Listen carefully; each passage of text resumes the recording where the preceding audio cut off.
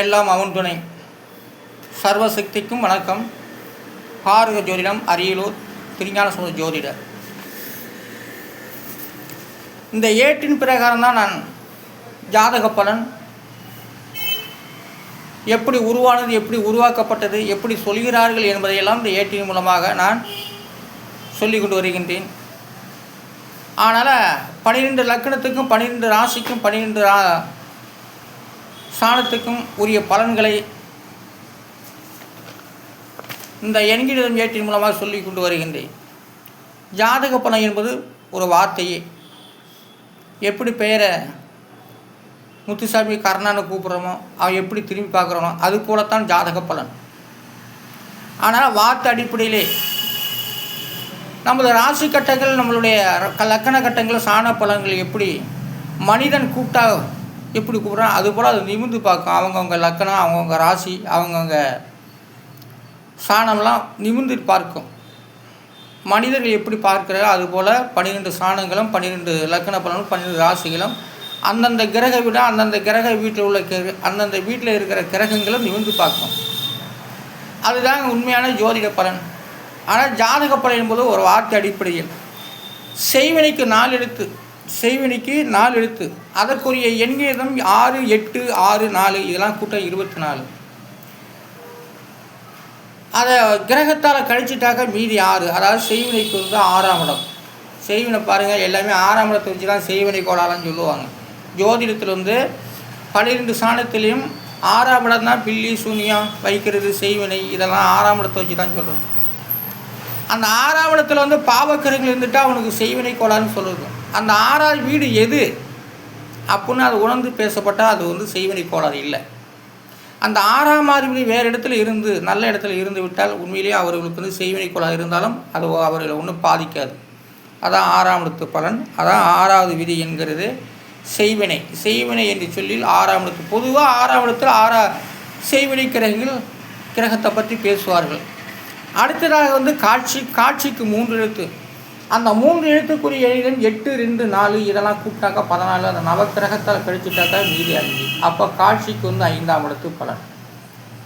அடுத்ததாக வந்து ஆட்சிக்கு வந்து 3 எழுத்து. அந்த 3 எழுத்துக்குரிய எண்கள் 8, 2, 4 இதெல்லாம் கூப்பிட்டாக்கா 14. அதை நவக்கிரகத்தால் கழிச்சுட்டாக்கா மீதி 5. அதனால் வந்து ஆட்சி 5ஆம் இடம், காட்சி 5ஆம் இடம். அப்போ காட்சி தந்த பிறகு தான் ஆட்சி நடத்த முடியும். அதனால் வந்து இந்த காட்சியும் ஆட்சியும் இருந்தால் தான் மனிதன் வாழ முடியும். காட்சி என்பது நடக்க வைக்கிறது, ஓட வைக்கிறது, பேச வைக்கிறது எல்லாமே காட்சி தான். ஆட்சி இருந்தால் மட்டும் போதாது, காட்சி இருக்கணும். காட்சி என்பது பிறரால் உருவாக்கப்படக்கூடியதாகவும் இருக்கும், கிரகங்களால் உருவாக்கப்பட்டதாகவும் இருக்கும். ஆனால் அந்த காட்சி என்பது தெய்வங்கள் பார்த்து கொடுக்கறதும் மனிதர்களை பார்த்து வாழ்த்துறதும், காட்சி என்பது ஒரு வாழ்த்துறது போல தான் நமக்கு. காட்சி என்பது உறுதுணையாக இருக்கக்கூடிய ஒரு சொற்கள். ஆனால் காட்சி என்பது எனக்கு தெரிஞ்ச அளவுக்கு நான் சொல்கிறேன். காட்சியில் வந்து நிறையா விதிமுறைகள் இருக்குது. அருட்பெருஞ்சோதி தனிப்பெரும் கருணை என்று சொல்கிறாரு. எதுக்காக? ஆனால் நாவிலும் காட்சி இருக்குது, மதியிலும் காட்சி இருக்குது. ஆனால் அதான் காட்சியோட விதியின் 5. அந்த காட்சி இல்லை என்றால் ஆட்சி நடத்த முடியாது. முக்கியம் காட்சி தான். அந்த காட்சி 5ஆம் இடத்து பலனாக வருகின்றது. ஆட்சி நடத்த காட்சி தேவை. காட்சி என்பது அருளாகவும் இருக்கும், பொருளாகவும் இருக்கும், திறமையாகவும் இருக்கும். ஆனால் அதான் காட்சி 5ஆம் இடம், ஆட்சி 5ஆம் இடம். ஒரு சபையில் அமர்கிறார் என்றால் அவருக்கு காட்சி இருக்க வேண்டும். காட்சின்னா அறிவு இருக்கணும், புத்தி இருக்கணும். அந்த கொடுக்கக்கூடியவர்கள் வந்து நமக்கு வந்து திருவிரு செய்யக்கூடியது அத்தனையுமே சரியாக இருக்க வேண்டும். அதுதான் காட்சி. அந்த காட்சி சரியாக இருந்தால் நடக்க வைக்கிறவன், நம்மளை போக வைக்கிறவங்க வந்து நல்ல இடத்துக்கு போக வச்சா நல்லதாக தான் நடக்கும், கெட்ட இடத்துக்கு போக வச்சா கெட்டதாக. அதான் காட்சி தான் பார்த்து நடத்த வைக்கிறது ஆட்சியை. ஆனால் காட்சியோட விதியின் 5. ஆட்சியோட விதியின் 5. இன்றைக்கி என்ன நடந்துட்டு தமிழ்நாட்டில், காட்சி சரியாக இருந்தால் தான் ஆட்சி சரியாக இருக்கும். எல்லா உலகத்துக்கும் நான் சொல்கிறேன், காட்சி சரியாக இருந்தால் தான் ஆட்சி சரியாக இருக்கும். காட்சி சரியில்லைன்னா ஆட்சியும் சரியில்லை. அதனால் வந்து காட்சியோட விதியின் 5, ஆட்சியோட விதியின் 5. அடுத்ததாக வந்து சாட்சிக்கு 3 எழுத்து.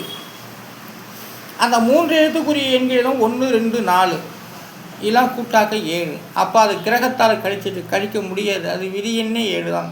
ஏன் சாட்சி 7ஆம் இடத்துக்கு போகிறது என்றால் சாட்சிகள் தேடி பிடிக்கணும். அதான் தேடி பிடிக்கிற இடமே 7ஆம் இடம். தேடி பிடிச்சி சாட்சிகளுக்கு வந்து பணத்தை கொடுத்து கூண்டில் நிற்க வச்சு நீ என்னப்பா சொல்கிற அப்படிங்கிற கேட்குறாங்களா? அதான் அதுக்கு பல கதைகள் உதாரணங்கள் நிறையாவே இருக்குது. ஆனால் சாட்சிக்கு வந்து 7ஆவது விதியன். அந்த சாட்சி வந்து நான் பார்க்கல, அவன் கொலை செய்யலை அப்படின்னு சொல்லிவிட்டா அவனுக்கு கைதிக்கு வந்து தண்டனைகள் இல்லை செஞ்சான் இன்னொரு தரப்புக்காரங்க சொன்னாக்கா இல்லைன்னா இல்லை தான். அதான் சாட்சியோட விதியும் 7ஆம் இடத்துல தான் சாட்சிகளாக இருக்குது. சரி, அடுத்ததாக வந்து நிறைகளுக்கு வந்து 4 எழுத்துக்கள். அந்த 4 எழுத்துக்குண்டா எண்ணிது 9, 3, 1, 4. இதெல்லாம் கூப்பிட்டாக்கா 17. அதை நவக்கிரகத்தை கழிச்சிட்டாக்கா மீதி 8. அப்போ நிறைகள் வந்து 8ஆம் இடம்.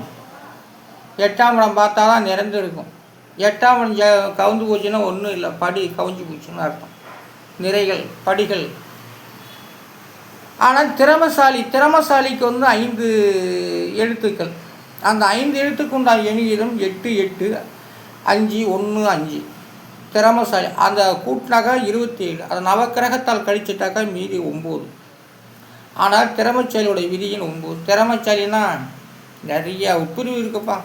கொலை செய்யணும் திறமைசாலி தான், நல்லா படித்து போகணும் திறமைசாலி தான், போட்டியில் வெற்றி பெற்று வரணும் திறமைசாலி தான், குத்தி சண்டை அடிச்சுக்கிட்டு வரணும் திறமைசாலி தான், வீணாக வம்புடுத்து அடிக்கிறவனும் திறமைசாலி தான், என்ன ஏமாத்தாமையே பிழைக்கிறவனும் திறமைசாலி தான், ஏமாற்றி பிழைக்கிறவனும் திறமைசாலி தான்.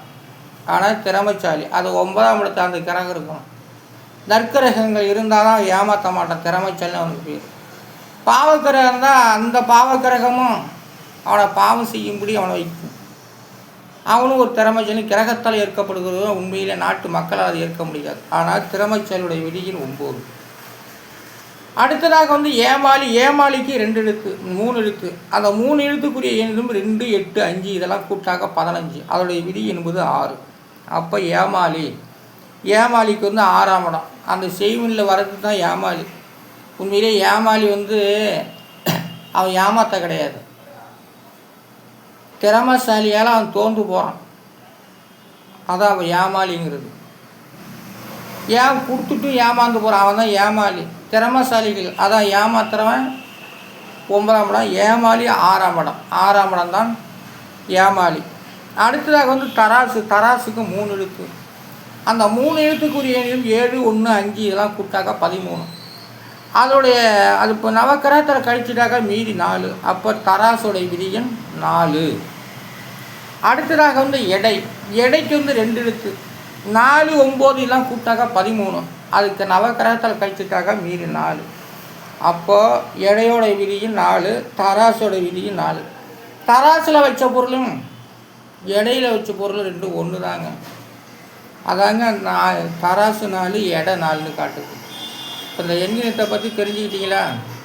இதாங்க தராசு 4, எடையும் 4 தான். தராசும் 4 தான், எடையும் 4 தாங்க. அது எடைன்னு சொல்லுவாங்க, இன்னொன்று தராசுன்னு சொல்லுவாங்க. இன்றைக்கி கம்ப்யூட்டர்கள் மூலமாக அதுவும் அந்த கணக்கில் தான் வருதுங்க. அதனால் வந்து தராசோட விதியின் 4, எடையோட விதியின் 4. தராசுக்கு வந்து எண்ணிதம் 7, 1, 5 எல்லாம் கூட்டாக்க 13. அது நவக்கிரகத்தை கழிச்சிட்டாக்க மீதி 4. எடையோட விதி எண்ணுங்கிறது 4. அதற்குரிய எண்ணிதம் 4, 9. அது கூட்டினாக்க 13. அதோடைய விதியின் 4. கிலோவுக்கு வந்து 2 எழுத்து தான். அந்த 2 எழுத்துக்கு 2, 9 அது கூட்டினாக்கா 11. லாபசனத்து வருது கிலோ. அப்போது அதோடைய விதி என்கிறது 2. கிலோ வந்து 2 எழுத்து தான், 2, 9 அதெல்லாம் கூட்டா 11. அதை நவக்கிரகத்தை கழிச்சிட்டாக்கா மீதி 2. அப்போ கிலோ வந்து 11ஆம் இடம் லாபசனத்தை குறிக்குது. அப்போது கிலோ 2 இந்தாண்ட ஒரு பக்கம் அந்தாண்ட ஒரு பக்கம். அதனால் வந்து கிலோவோட விதியின் 2. அலைக்கு 2 எழுத்துக்கள். அந்த 2 எழுத்துக்குரிய எண்ணிதம் 1, 8 இதெல்லாம் கூட்டாக்க 9 தான். அது கழிக்கவே முடியாது அலை. அதனால் வந்து அலைக்கு வந்து விதியின் 9. 9ஆம் இடத்து பண்ணாக வருகின்றது. நான் இந்த ஏற்றின் பிறகால் சொல்லப்படுவது எல்லாமே அனைத்தும் தத்துவமான வார்த்தைகள், உண்மையான வார்த்தைகள். சொல்லக்கூடிய வார்த்தைகள், சொல்லக்கூடாத வார்த்தைகள் அத்தனையுமே நான் சொல்லிக்கொண்டு வருகின்றேன். அனைவரும் இதற்கு ஆதரவு தரும்படி மிக பணியும்படி கேட்டுக்கொள்கிறேன். ஹாரகர் ஜோதிடம், அரியலூர், திருஞான சம்பந்த ஜோதிடர். நன்றி, வணக்கம்.